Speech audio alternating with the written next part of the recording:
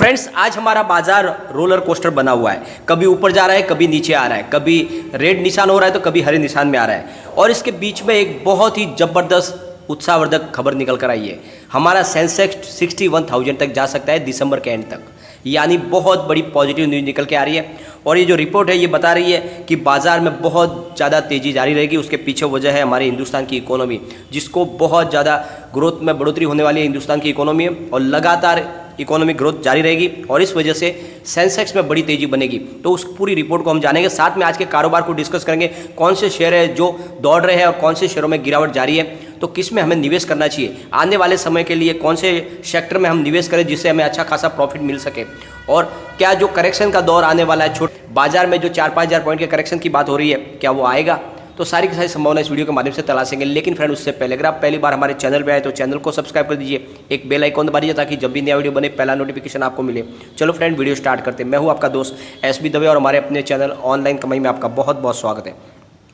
Friends, आज बाजार हरे और लाल निशान के बीच में झूल रहा है। कारोबार के दौरान सेंसेक्स 52,434 तक गया। निफ्टी भी फिसल कर 15,726 पर आ गया। निफ्टी मिड कैप और स्मॉल कैप इंडेक्स में मामूली मजबूती देखने को मिल रही है। सेंसेक्स को Maruti, Bajaj finance, Bajaj auto, IndusInd bank और M&M में खरीदारी का सपोर्ट मिल रहा है। जो दबाव बनाने वाले शेयर है वो है Kotak Bank, Tech Mahindra, L&T, HCL Tech और HDFC।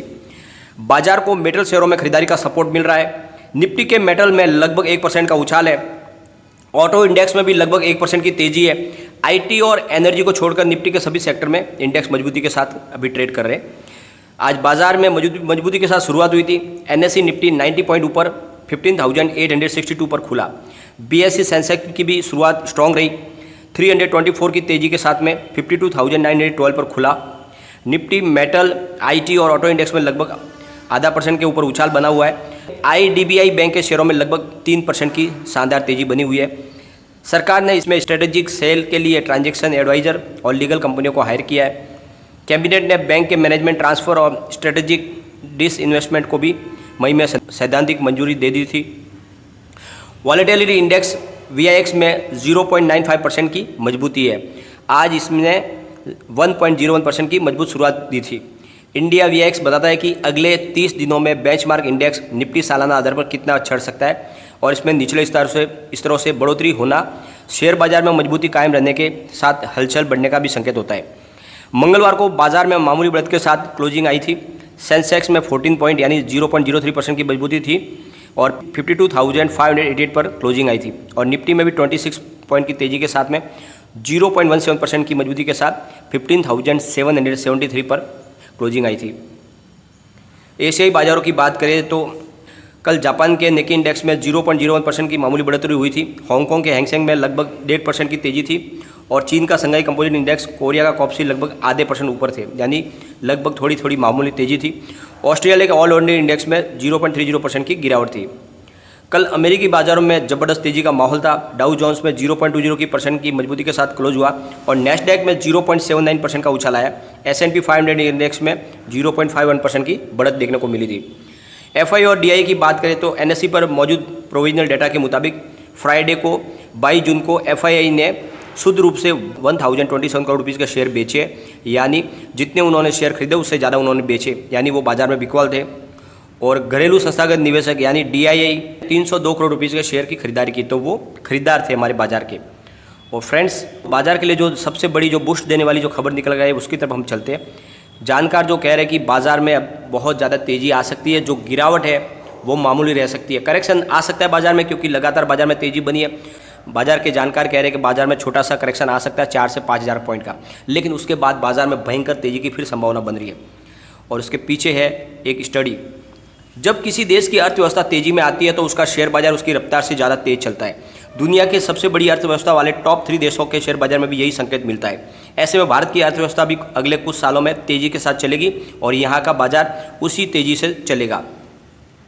KR चौकसी के MD देवेन चौकसी कहते हैं कि अर्थव्यवस्था और शेयर बाजार का बहुत ही करीबी रिश्ता रहता है, इसलिए जब हम कुछ देशों की अर्थव्यवस्थाओं की तेज़ी को देखते हैं तो उसका बाजार उसी तेज़ी से बढ़ता हुआ दिखता है। खासकर 3 देशों की $2 ट्रिलियन की अर्थव्यवस्था जब $5 ट्रिलियन की हुई तो उनके बाजारों में भी 4 गुना से ज़्यादा तेज़ी देखने को मिली, जबकि अर्थव्यवस्था में 2.5 गुना की तेज़ी रही। उदाहरण के लिए चीन की अर्थव्यवस्था ने $2 ट्रिलियन से लेके $5 ट्रिलियन तक पहुंचने में 5 साल का समय लिया। 2004 में उनकी अर्थव्यवस्था $2 ट्रिलियन की थी, जो 2009 में $5 ट्रिलियन तक पहुंच गई और इसी समय उनका शेयर बाजार भी 4 गुना बढ़ा। यह 8,500 से 32,000 तक पहुंच गया।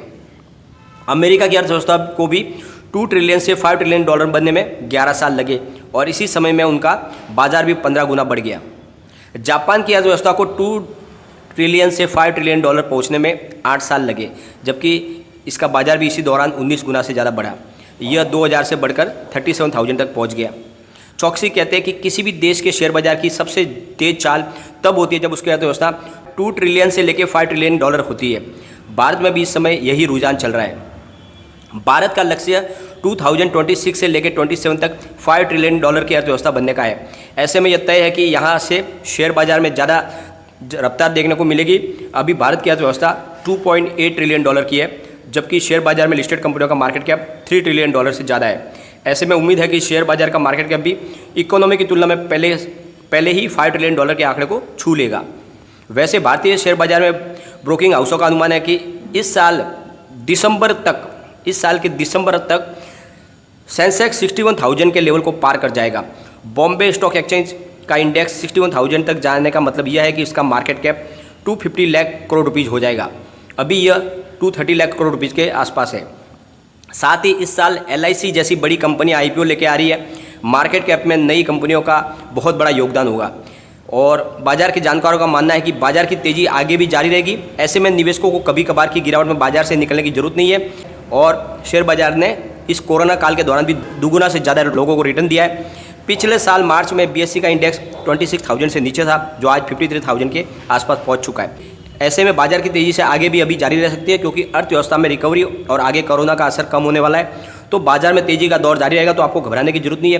करेक्शन को निवेश का मौका बनाए। जैसे बाजार थोड़ा सा करेक्शन आता है तो उस समय आपको अच्छे खासे मजबूत शेयरों में निवेश करना चाहिए, जिससे आने वाले समय में आपको बहुत अच्छा रिटर्न मिल सके। और इस समय आपको निवेश के लिए फार्मा सेक्टर, IT सेक्टर और FMCG सेक्टर पे ध्यान देना चाहिए और साथ में फाइनेंस सेक्टर की तरफ ध्यान देना चाहिए। इन सेक्टर में आगे तेज़ी जारी रहेगी। मेटल इंडेक्स भी आगे बहुत ज़्यादा दौड़ने वाला है, तो उनमें अच्छे शेयर आप चुन के निवेश करें। और सबसे बड़ी बात एक और ध्यान रखें, ऑटो इंडेक्स के भी दिन पलटने वाले हैं, क्योंकि अब स्क्रैप पेज पॉलिसी की वजह से इस सेक्टर के कारोबार में बहुत ज़्यादा वृद्धि होने वाली है। तो ऑटो सेक्टर के भी अच्छे शेयरों में आप निवेश कर सकते हैं। फ्रेंड्स, अगर आप स्टॉक मार्केट में काम करना चाहते हैं तो आपके पास एक डीमेट और ट्रेडिंग अकाउंट होना चाहिए।